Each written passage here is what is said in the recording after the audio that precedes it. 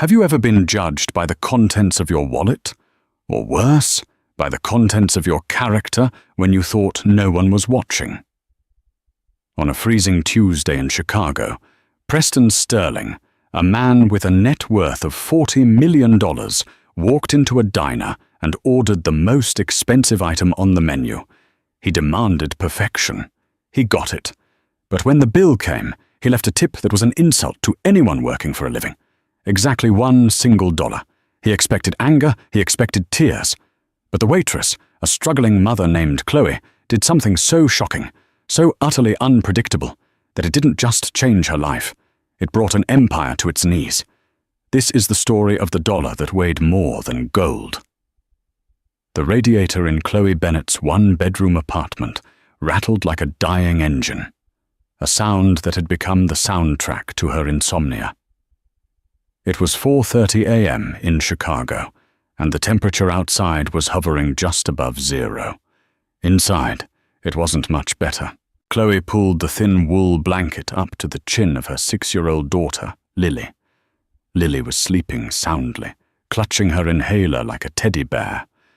That inhaler was the reason Chloe was currently staring at the ceiling, doing mental arithmetic that never added up. The pharmacy had raised the price again. Her shift at the Velvet Oak, a steakhouse that was trying too hard to be 5-star in a 3-star neighborhood, started in 6 hours. Rent was due in 3 days. She was short by $200. Just one good table, Chloe whispered to the peeling paint on the ceiling. Please, God, just one big spender. By 6 p.m. that evening, the prayer seemed to have been ignored. The restaurant was dead. The manager, a man named Rick, who wore cologne that smelled like desperate ambition, was pacing the floor. If we don't turn tables tonight, Bennett, I'm cutting shifts next week, Rick snapped, adjusting his cheap tie. You were slow on the uptake last Friday. Don't let it happen again. I was slow because the kitchen was backed up, Rick, Chloe said, keeping her voice even. She couldn't afford to lose this job. I'll make it happen. The bell above the heavy oak door chimed. A gust of icy wind cut through the dining room, followed by a man who looked like he owned the wind, the cold, and probably the building they were standing in. He was older, perhaps in his late 60s, with silver hair combed back severely. He wore a charcoal cashmere overcoat that likely cost more than Chloe's car. But it was his eyes that stopped the room. They were steel grey and completely devoid of warmth. He didn't wait for the hostess. He walked straight to the best booth in Chloe's section. Booth 4, the one near the fireplace. Chloe straightened her apron, took a deep breath, and approached. Good evening, sir. Welcome to the Velvet Oak. Can I start you with sparkling water? The man interrupted. He didn't look at her. He was staring at the tablecloth, inspecting it for lint. Room temperature, no ice, and a lime wedge, but on the side. Do not put it in the glass. Of course, Chloe said, forcing a smile. And I want the ribeye. Rare. If it is medium rare, I will send it back. If it is blue, I will send it back. Rare. Do you understand the distinction? His tone wasn't just demanding. It was surgical. He was dissecting her competence before she had even poured a drink. I understand perfectly, sir, Chloe replied. She wrote nothing down. She knew memorizing the order impressed the difficult ones. For the next hour, the man, who Chloe would later learn was named Preston Sterling, was a nightmare. He complained that the music was too loud. It was barely audible. He complained that the bread was pedestrian. When the steak arrived, cooked to a perfect bloody rare, he sliced into it, inspected the center for a full minute, while Chloe stood by, holding her breath. Adequate, he grunted. Chloe ran herself ragged. She refilled his glass before it was half empty.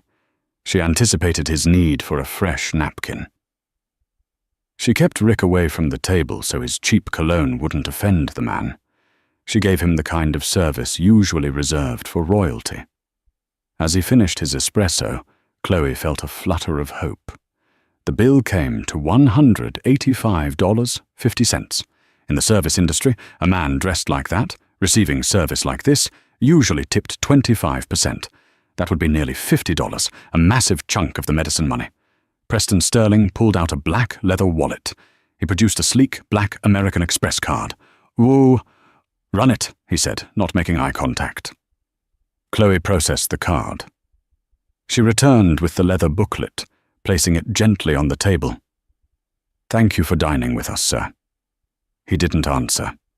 He took a pen from his pocket, a heavy gold fountain pen, and signed the receipt with a flourish. Then he reached into his wallet again. Chloe's heart hammered. Here it comes, the cash tip. He pulled out a single bill. It was crinkled, worn, and dirty. He placed the $1 bill on top of the signed receipt. He looked up at her, meeting her eyes for the first time. A cruel, thin smile touched his lips. "For the effort," he said. He stood up, buttoned his cashmere coat, and walked out into the cold night without looking back. Chloe stood frozen. The restaurant noise faded into a buzzing silence. She looked down at the receipt. On the tip line, he had drawn a slash, and sitting there, mocking her desperation, was the single, crumpled George Washington. $1. It wasn't just cheapness, it was a message. It said, "You are worth nothing." Rick walked by and whistled. "Rough luck, Bennett. Looks like you charmed the wrong guy. Better pick up the pace. Table 6 is waiting." Tears pricked the back of Chloe's eyes. Hot, angry tears. That dollar meant she was still short. It meant begging the pharmacist for an extension. It meant failure. But then the anger shifted. It wasn't rage anymore. It was something else. She looked at the old man through the window, seeing him struggle to open his heavy car door against the wind. He looked small.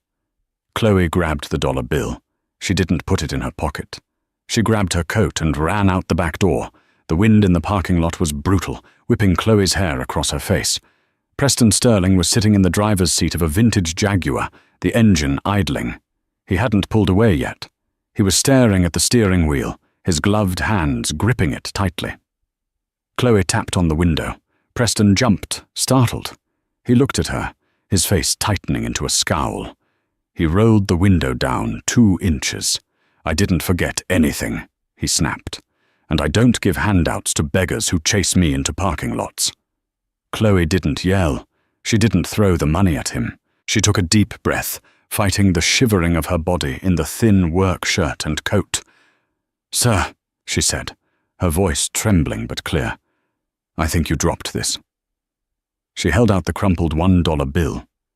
Preston stared at it, then at her.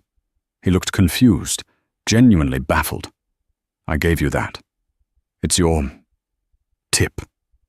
"I know," Chloe said. She reached into her own apron pocket.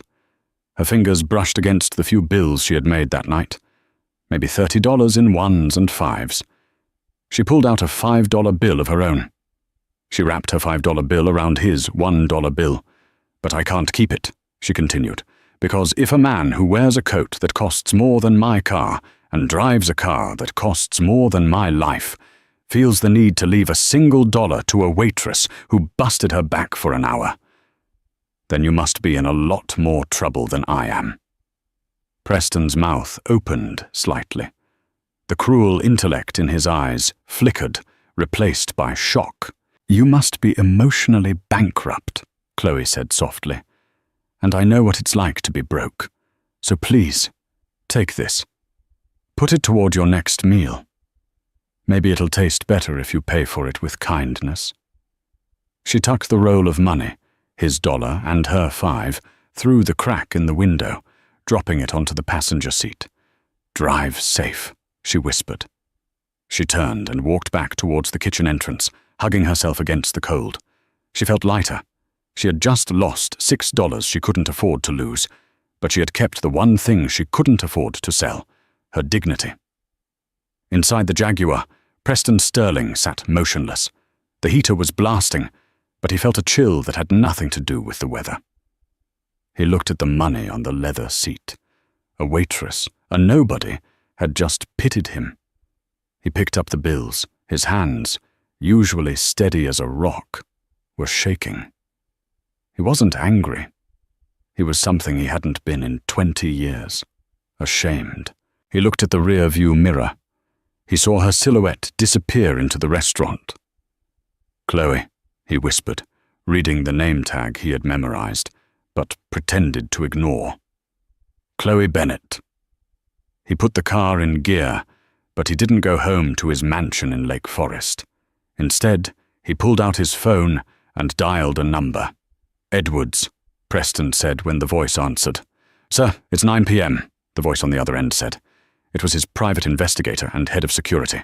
"I need a file, full background, financials, family, debts, medical history, everything."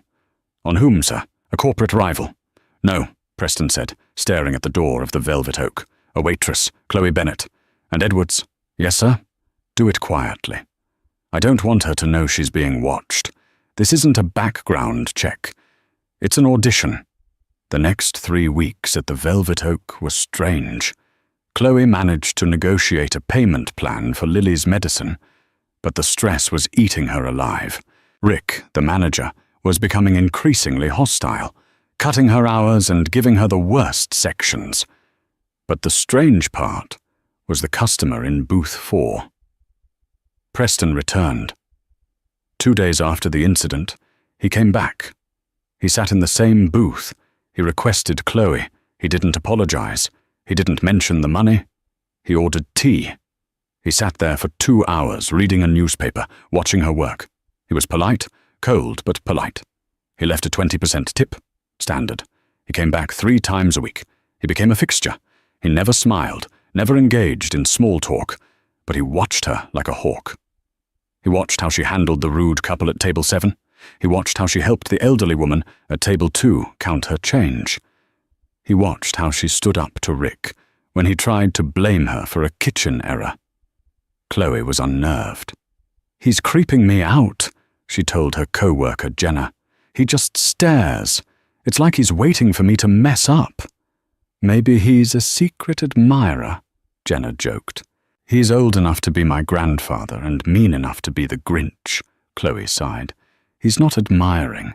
He's calculating." She didn't know how right she was. One Tuesday, a month after the dollar tip incident, Preston didn't come alone. The door opened and a woman walked in who made the room feel instantly smaller. She was in her 40s, wearing designer sunglasses indoors and carrying a Birkin bag. She had Preston's sharp nose but none of his composure. This was Victoria Sterling, Preston's only daughter. She looked around the diner with open disgust. Preston followed her in, looking weary. "This is the place?" Victoria asked loudly. "Daddy, this is absurd. We have reservations at Le Bernardin." "Sit down, Victoria," Preston said, his voice low. They sat in Chloe's section. Chloe approached, her stomach knotting. She recognized the look on Victoria's face.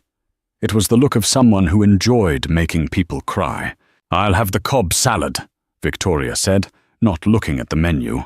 "Dressing on the side. And if the lettuce isn't crisp, I'm sending it back. And bring me a glass of Pinot Grigio. The most expensive one you have, though I doubt it's drinkable." "And for you, Mr. Sterling?" Chloe asked, looking at Preston. Preston looked at Chloe. There was a strange intensity in his eyes today. A warning? "Just coffee, Chloe. Thank you." The lunch was a disaster. Victoria sent the wine back twice. She claimed the salad tasted like dishwater. She snapped her fingers at Chloe to get her attention. Through it all, Preston said nothing. He just watched. He watched his daughter abuse the staff, and he watched Chloe take it with a stoic grace that was almost heartbreaking. Finally, Victoria went too far. "You know," Victoria sneered as Chloe cleared the plates, "you really should do something about your hair. It looks like you cut it yourself in the dark. It's unappetizing. No wonder you're working in a dump like this." The restaurant went quiet. Rick was watching from the bar, smirking. He wouldn't defend her. Chloe set the plates down. She looked Victoria in the eye. "Mom," Chloe said, her voice dropping an octave, deadly calm. I cut my hair myself because I save the salon money to buy medicine for my daughter. I work in this dump because I'm a mother who does what she has to do. I have served you with respect. I expect the same in return. If you can't provide that, I will ask my manager to serve you instead." Victoria gasped. She looked at her father. "Daddy, did you hear that? She's insolent. Fire her. Buy this place and fire her." Preston Sterling slowly placed his coffee cup down. The clink against the saucer echoed. He looked at his daughter. Then he looked at Chloe. "She's right, Victoria," Preston said. Victoria's jaw dropped. "What?" "She's right," Preston repeated. "You are being wretched, and she is showing more class in a stained apron than you are in a $5,000 dress." Victoria turned crimson. She grabbed her bag and stormed out, slamming the door so hard the glass rattled. Preston didn't follow her. He looked at Chloe. For the first time, the coldness in his eyes melted. He looked tired. He looked dying. "I apologize for my daughter," he said. "She has never known the value of a dollar, nor the value of a person." "It's okay," Chloe said, her hands shaking as the adrenaline faded. "No," Preston said, "it isn't." "But you passed." "Passed what?" Preston reached into his pocket. He didn't pull out money. He pulled out a business card. It was thick, cream-colored cardstock. It had a phone number and a single embossed emblem. A lion. "My driver will be here at 10 a.m. tomorrow," Preston said. "Don't wear your uniform. Wear something. For a boardroom." "I don't understand," Chloe stammered. "You will," Preston said. He stood up, looking frailer than usual. "Rick!" he barked. Rick, the manager, jumped. "Yes, Mr. Sterling?" "The bill?" Preston said. "And add a $5,000 tip." Rick's eyes bulged. "5,000? For her," Preston pointed at Chloe. "Not for the house. If I find out you took a penny of it. I will have this building condemned by noon tomorrow. Do you understand?" Rick nodded, pale as a sheet. Preston turned back to Chloe. 10 a.m. Don't be late. We have a lot of work to do." At 9:55 a.m. the following morning, a black Lincoln Town car pulled up to the curb of Chloe's run-down apartment complex. The neighbors were peeking through their blinds. This was a neighborhood where police cars were common, but town cars were alien spacecraft. Chloe stepped out.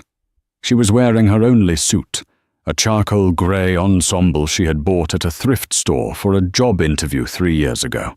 It was slightly tight in the shoulders, but she had spent an hour ironing it until the seams were razor-sharp. She had left Lily with her neighbor, Mrs. Higgins, promising to be back by the afternoon. The driver, a burly man named Frank, who had a neck like a tree trunk, held the door open. "Morning, Miss Bennett. Mr. Sterling hates tardiness. We made good time." The drive to the Loop was silent. When they arrived at the Sterling Enterprises Tower, Chloe felt the air leave her lungs. It was a monolith of glass and steel that seemed to pierce the clouds. This wasn't just a business. It was a kingdom. Frank escorted her past security, where guards nodded at her as if she were a diplomat. The elevator ride to the 40th floor took long enough for Chloe's panic to fully set in. "What am I doing?" she thought. "I'm a waitress. I serve burgers. I don't belong in the sky." The elevator doors pinged open. The reception area was larger than the entire restaurant she worked in. Standing there, waiting for her, was not Preston, but a man who looked like he had been carved out of granite. He was tall, wearing a navy suit that fit perfectly, with dark hair and eyes that scanned her like a barcode reader. "Miss Bennett," the man said. His voice was smooth, baritone, and utterly unreadable. "I'm Harrison Sterling, Preston's son, CFO of Sterling Enterprises." Chloe froze. This was the brother. If the sister, Victoria, was a firestorm, Harrison felt like an iceberg. "Nice to meet you," Chloe said, extending her hand. Harrison looked at her hand for a second, then shook it briefly. His grip was cold. "My father is waiting in the boardroom. But before we go in, let me save us all some time." He took a step closer, invading her personal space just enough to be intimidating. "My father is eccentric," Harrison said, his voice lowering. He's getting older. He makes rash decisions based on emotion, not logic. Whatever charity case role he's offering you, whatever handout he thinks will buy his way into heaven, take the cash settlement I'm about to offer instead. It's cleaner. Chloe withdrew her hand. I'm not looking for a handout, Mr. Sterling. I'm here for a meeting. Harrison smirked. It wasn't a happy smile. Everyone has a price, Miss Bennet. I've researched yours. You have debt, a sick child. I can write a check for $50,000 right now. You walk away, tell him you're not interested, and you go back to your life. Safe, secure. $50,000. It was more money than Chloe had seen in her life. It would pay off everything. It would buy Lily's meds for 5 years. For a second, she wavered. Then she remembered the $1 tip. She remembered the look in Preston's eyes when she gave it back. This wasn't about money anymore. It was about worth. If your father sent for me, Chloe said, keeping her voice steady, then I owe him the courtesy of listening. Excuse me. She stepped around Harrison. The look on his face shifted from arrogance to something darker, a predator realizing the prey has teeth. Chloe pushed open the double mahogany doors. The boardroom was vast, dominated by a table that could seat 30, but only 2 people were there. Preston Sterling sat at the head. Beside him was a wiry man with glasses, Nolan Graves, the company's general counsel. Preston looked worse than he had the day before. His skin was grey, his breathing slightly laboured. But when he saw Chloe, he sat up straighter. You didn't take Harrison's money, Preston said. It wasn't a question. He offered $50,000, Chloe said, remaining standing. Preston chuckled, a dry, rasping sound. Cheap. I taught him to be frugal, not insulting. Sit down, Chloe. Chloe sat. Nolan, the lawyer, slid a thick folder across the table. Miss Bennet, Nolan began, his tone strictly professional. Mr. Sterling has been diagnosed with stage 4 congestive heart failure. His prognosis is limited. 6 months, perhaps a year. Chloe's hand flew to her mouth. I'm so sorry. Don't be, Preston cut in. I've lived a long life. I've built an empire worth $3 billion. I have crushed competitors, bought politicians, and reshaped this city's skyline. But I have failed in the only thing that matters. He looked at the empty chairs where his children should have been. I raised sharks, Chloe.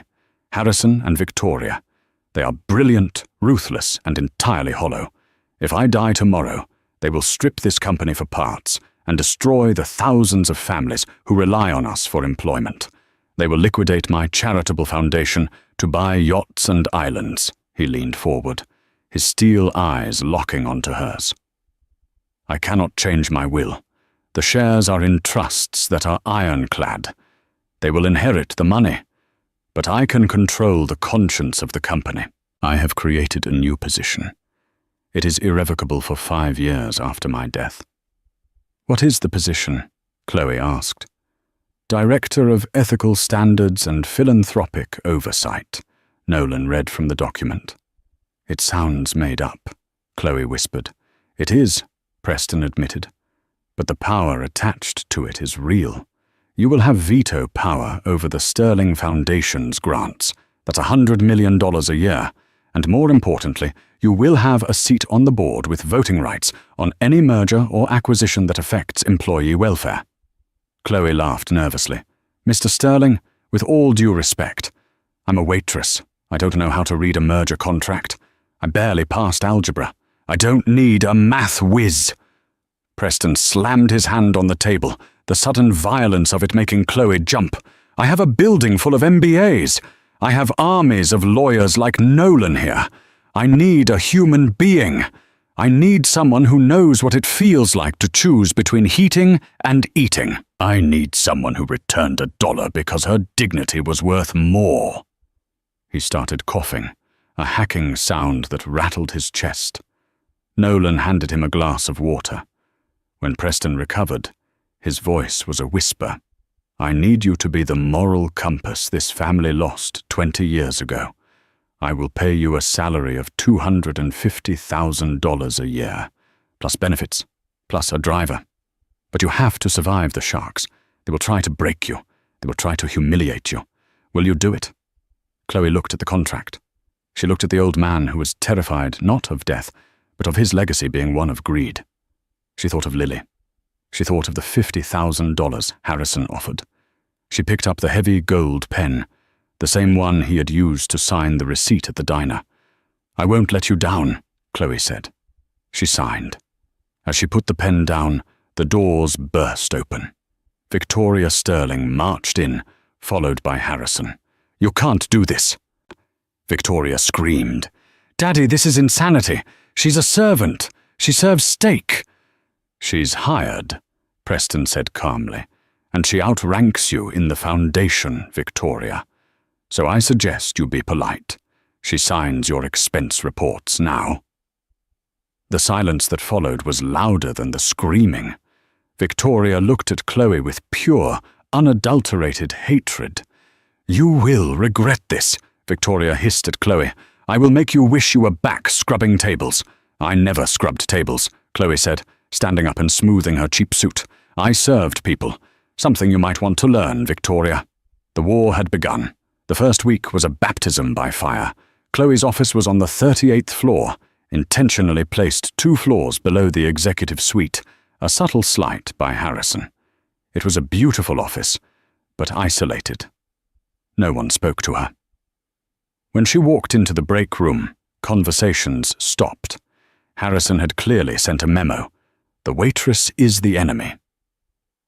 She spent her days reading. Preston had assigned Nolan, the lawyer, to tutor her. She learned about fiduciary duties, grant proposals, and corporate structures. She absorbed it all with the same desperate intensity she used to memorize a 20-table dinner rush. But the attacks started on day 4. First, her computer access was glitching constantly. Then her paycheck was delayed due to clerical error. Petty stuff. Then came the first real test. It was a Tuesday afternoon. A file landed on her desk with a red urgent stamp. It was a proposal for the Sterling Urban Renewal Project. Harrison walked into her office 10 minutes later. He didn't knock. "Father wants you to sign off on this," Harrison said, leaning against the doorframe, checking his Rolex. "It's a standard grant. We're donating $2 million to the city to clear out an old condemned warehouse district in the south side so they can build a new eco-park. Great PR. Green energy. The press loves it. Just sign the bottom. Get." Chloe looked at the file. It looked perfect. Glossy photos of trees, happy children playing, solar panels. It was exactly the kind of thing the Foundation should do. "Why is it urgent?" Chloe asked. "City Council vote is tonight. We need the pledge in by 5 p.m. It's 3 p.m. now." Harrison tapped the paper. "Don't overthink it, Chloe. It's a park. Who hates parks?" Chloe picked up her pen. But something nagged at her. Condemned warehouse district. "Where exactly is this?" she asked. "West 47th and Halstead," Harrison said, looking bored. Chloe froze. She knew that intersection. "I need an hour," she said. "You have 10 minutes," Harrison snapped. "The courier is waiting." "I said an hour," Chloe said, looking up. "Or I don't sign. And if I don't sign, the Foundation money doesn't move, right?" Harrison's jaw tightened. "Fine, an hour. But if we lose this deal, the bad press is on you." He stormed out. Chloe grabbed her coat and ran to the elevators. She didn't call Frank, the driver. She didn't want Sterling eyes on her. She ran 2 blocks and hailed a taxi. 47th and Halstead, she told the driver. Fast. When she arrived, she didn't see a condemned wasteland. She saw the St. Jude's Outreach Center. It was an old warehouse, yes, but it wasn't empty. It was a soup kitchen and a temporary shelter for homeless families. It was the place where Chloe and Lily had spent 3 nights 4 years ago, when she had fled an abusive ex-boyfriend before getting her apartment. There were no signs of it being condemned. There were lines of people waiting for food. Chloe walked inside. She found Father Mike, the priest who ran it. He was older now, more grey hair, but the same kind eyes. "Chloe," he squinted. "My goodness, look at you. You look corporate." "Father Mike, is the building being sold?" she asked breathlessly. "Sold? Heavens no. We own the deed. Well, the holding company does. We pay rent to a group called Apex Holdings. They've always been good to us." "Apex Holdings," Chloe repeated. She pulled out her phone and called Nolan. "Nolan, who owns Apex Holdings?" "I don't know," the lawyer said. "Let me check the database. It's a shell company, registered in Delaware. Why? Dig deeper. Now. I'm holding." 5 minutes later, Nolan came back. His voice was tight. "It's a subsidiary of a subsidiary. The primary beneficiary is Harrison Sterling." Chloe felt the rage boil in her stomach. Harrison owned the building. He was going to use the foundation's money, his father's charity money, to buy the land from himself for the park. He would pocket the $2 million, evict the homeless shelter, and get a tax write-off for the donation. It wasn't a park. It was a raid. Chloe took a photo of the shelter, full of families eating warm meals. She took a selfie with Father Mike. She got back in the taxi. She walked back into the office at 4:55 p.m. Harrison was waiting in her doorway, tapping his foot. Victoria was with him, smiling like a shark. "Time's up, Cinderella," Victoria said. "Did you figure out how to spell your name on the signature line?" Chloe walked past them, sat at her desk, and opened the folder. She took the red "Rejected" stamp, one she hadn't used yet, and slammed it down on the proposal. The sound was like a gunshot. "What do you think you're doing?" Harrison shouted, his cool facade cracking. "I went to Halstead," Chloe said calmly. "I visited St. Jude S." Harrison's face went pale. "It's not an empty lot, Harrison. It's a shelter, one that you secretly own through Apex Holdings. You are going to use the foundation to pay yourself $2 million to evict 300 homeless people." Victoria looked at her brother, confused. "Harry, you own the lot?" "Shut up," Harrison hissed at his sister. He turned to Chloe, his eyes menacing. "You have no proof." "I have Nolan," Chloe said, "and I have the deed records, and I have a meeting with your father in 10 minutes. Harrison lunged forward, placing his hands on her desk, leaning over her. "You tell him, and I will bury you. I will dig up every unpaid parking ticket, every past mistake. I will make sure you never work in this city again. You are a waitress. You are nothing." Chloe didn't flinch. She stood up, so their faces were inches apart. "I was a waitress," she said, "which means I know how to deal with rats, and I know when someone is trying to dine and dash." She picked up the file. "Get out of my office, Harrison, before I call security." Harrison stared at her, his chest heaving. He realized for the first time that the waitress wasn't just a moral hire. She was dangerous. He straightened his tie, shot a glare at Victoria, and walked out. Victoria lingered for a second. She looked at Chloe with a mix of loathing and... Was that respect? No, it was fear. "He won't forget this," Victoria warned. "I hope not," Chloe said. She walked to the elevator to go to the penthouse. She had won the first battle. But as the elevator ascended, her hands started to shake uncontrollably. She leaned against the metal wall, gasping for air. She had made a powerful enemy, and she knew Harrison wasn't done. He wouldn't just try to fire her next time. He would try to frame her. The Sterling Foundation Annual Gala was the kind of event that made the front page of the Chicago Tribune Society section before the appetizers were even served. It was held in the grand ballroom of the Palmer House Hotel, a cavern of gold leaf, crystal chandeliers, and old money. For Chloe, it felt like walking into a lion's den, wearing a steak necklace. It had been 2 weeks since she killed the warehouse deal. The silence from Harrison and Victoria had been absolute. No yelling, no threats.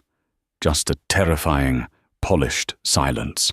Preston was currently in the hospital for routine observation, which left Chloe exposed.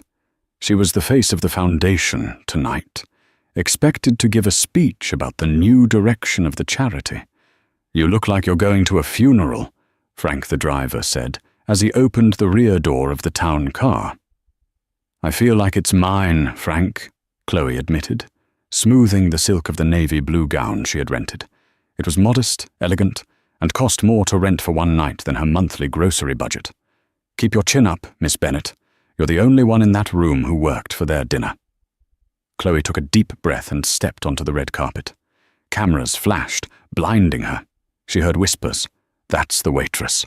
The one Preston picked. Is it true she has no degree?" Inside, the room was suffocatingly warm. Waiters, her people, moved like ghosts through the crowd with trays of champagne. Chloe made a point to thank every single one of them by name when they passed her, confusing them with her eye contact. "Chloe, darling." The voice was shrill and fake. Victoria Sterling glided toward her, wearing a dress that looked like it was made of liquid diamonds. She was smiling, a wide, predatory smile. "I didn't think you'd show," Victoria said, kissing the air next to Chloe's cheek. "Brave." "I work here, Victoria. I don't hide," Chloe said, clutching her small, battered purse. It was the only thing she owned that she had brought with her, a cheap black clutch she'd had for years. "Of course not," Victoria cooed. "Oh, by the way, Harrison and I were talking. We were harsh about the warehouse. You were right. It was a conflict of interest. We want to bury the hatchet." Chloe narrowed her eyes. "Is that so?" "Yes, in fact." Victoria snapped her fingers. A server appeared holding a silver tray with a small, exquisitely wrapped box. "A peace offering. Open it." Chloe hesitated. She unwrapped the box. Inside was a beautiful, vintage beaded evening bag. It was stunning.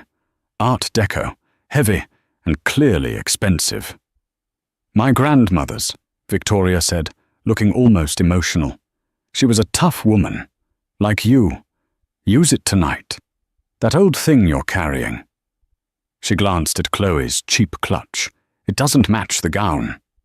It was a trap. Chloe knew it was a trap. But rejecting a family heirloom in front of 50 donors who were watching would make her look graciousess and petty. "Thank you," Chloe said stiffly. She transferred her phone, lipstick, and keycard into the new beaded bag and handed her old one to the coat check attendant. "Enjoy the night," Victoria whispered, her eyes glinting. The evening went smoothly. Too smoothly. Chloe gave her speech. She spoke about poverty not as a statistic, but as a reality. She spoke about the mother choosing between asthma medicine and rent. The room was silent. She received polite applause, though the old guard looked uncomfortable. At 10 p.m., the main event began. The auction.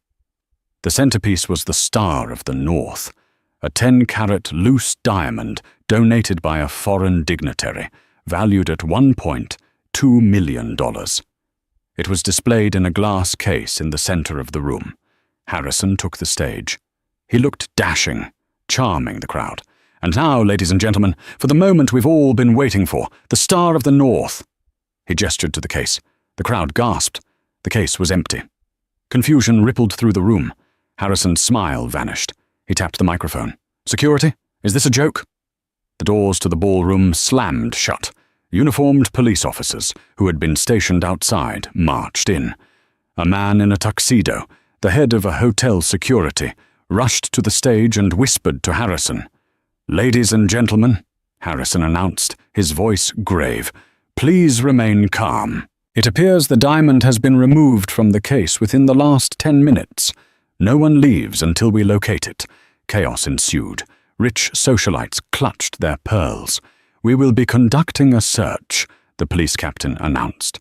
"Please place all bags and coats on the tables." Chloe felt a cold dread wash over her. She looked at the beaded bag Victoria had given her. It felt heavy. No, they wouldn't. It's too obvious. The police moved methodically down the line. They checked Victoria's bag. Nothing. They checked Harrison's pockets. Nothing. They came to Chloe. "Ma'am, the bag," the officer said. Chloe's hands were trembling. She opened the vintage clasp. The officer shined his flashlight inside. He reached in, past her phone, and pulled out a small black velvet pouch that she had definitely not put there. The room went dead silent. The officer dumped the contents of the pouch into his gloved hand. The Star of the North sparkled violently under the chandelier lights. "Well, well," Harrison's voice cut through the silence. He looked at Chloe with mock sorrow.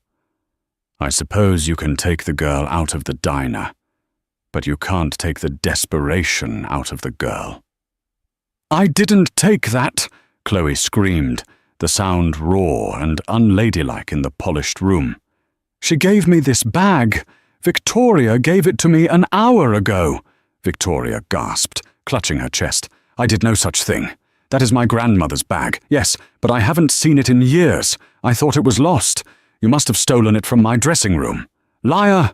Chloe stepped forward, but the officer grabbed her arm. "Chloe Bennett," the officer said, pulling her wrists behind her back. "You are under arrest for grand larceny." Camera flashes exploded like lightning. Chloe saw the headlines in her mind. "The Greedy Waitress," "Charity Fraud," "Preston's Mistake," as she was marched out in handcuffs past the staring, judging eyes of Chicago's elite. She saw Harrison and Victoria standing together. They weren't smiling anymore. They were just watching, cold and satisfied, like executioners who had finished a job.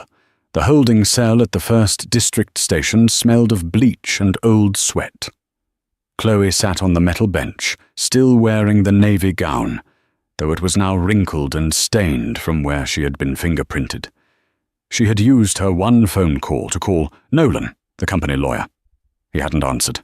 It was 3 a.m. "Bennett," the guard grunted, "your bail is posted." Chloe blinked. "What? Who posted it? It must be $1 million. Someone with deep pockets. You're free to go. Trial date is set for next month." Chloe walked out into the chilly lobby. She expected to see press. Instead, she saw a single figure sitting on a plastic chair, reading a racing form. It wasn't Preston. It wasn't Nolan. It was a man in a rumpled brown trench coat, looking like something out of a 1970s detective movie. He stood up as she approached. "Edwards," he grunted. "Private investigator. I work for Preston." "I know who you are," Chloe said, hugging herself. "Did Preston send you?" "Preston is in a medically induced coma. He had another heart episode when he saw the news on the TV in his hospital room," Edwards said. He didn't sugarcoat it. Chloe felt like she'd been punched. "Is he? He's alive. Barely. But before he went under, he whispered one thing to me. 'Fix it.'" Edwards looked her up and down. "You look like hell, kid." "I didn't do it, Edwards. Victoria gave me the bag. She must have planted the diamond in the lining before she gave it to me." "I know you didn't do it," Edwards said, leading her to his beat-up sedan. "Preston didn't hire a thief, and thieves don't return dollar bills. But knowing it and proving it are two different things. The Sterling kids are smart. They planned this. They got into the car." "So what do we do?" Chloe asked, fighting back tears. "They have the diamond in my bag. They have witnesses saying I was near the stage. Harrison has the security team in his pocket." Edwards started the car. "They have the hotel security, yeah. But they forgot one thing." "What? You're a waitress." Chloe looked at him, confused. "What does that have to do with anything?" "You told me once that you memorize orders without writing them down. You notice things, details. Who is drinking what? Who is left-handed? Who is flirting with whom? Think back to the gala, before the bag exchange. What did you see?" Chloe closed her eyes. She replayed the night. The noise. The lights. "Victoria approached me at 8:45. She gave me the bag. I transferred my things." "Go back further," Edwards said. "Who had the bag before Victoria?" "A server. A waiter brought it to her on a silver tray." "A waiter," Edwards mused.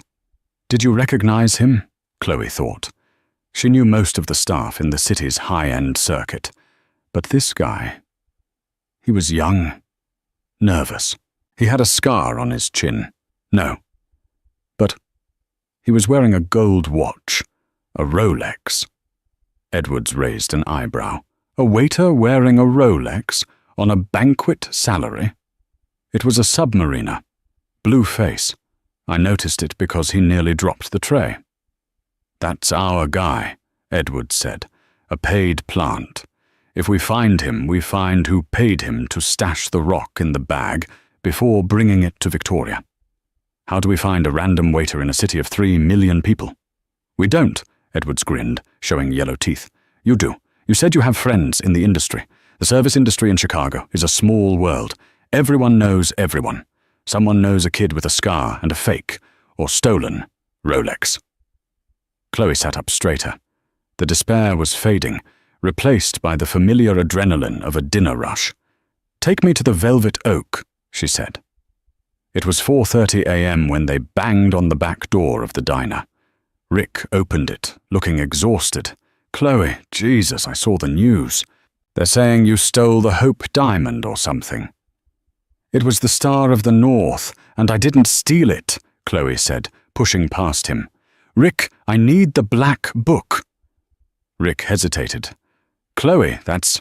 Rick, I am facing 20 years in prison. Give me the damn book. The Black Book was a legend in the Chicago restaurant scene. It wasn't a physical book anymore. It was a private Discord server, shared by bartenders, servers, and bussers across the city.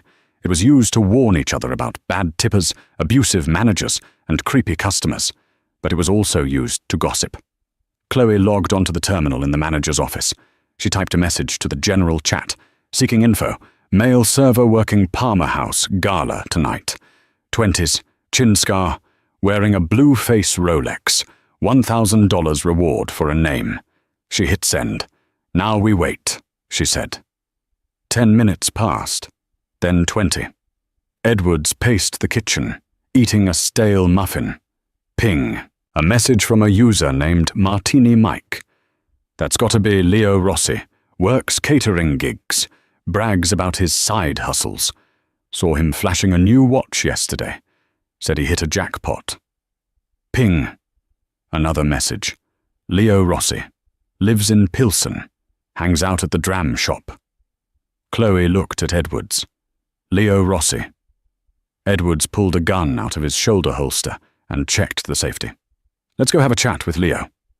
They found Leo Rossi leaving his apartment at 6 a.m., a duffel bag over his shoulder. He looked like he was leaving town. Edwards blocked the sidewalk with his bulk. Going somewhere, Leo? Get out of my way, old man, Leo sneered. Edwards moved with shocking speed.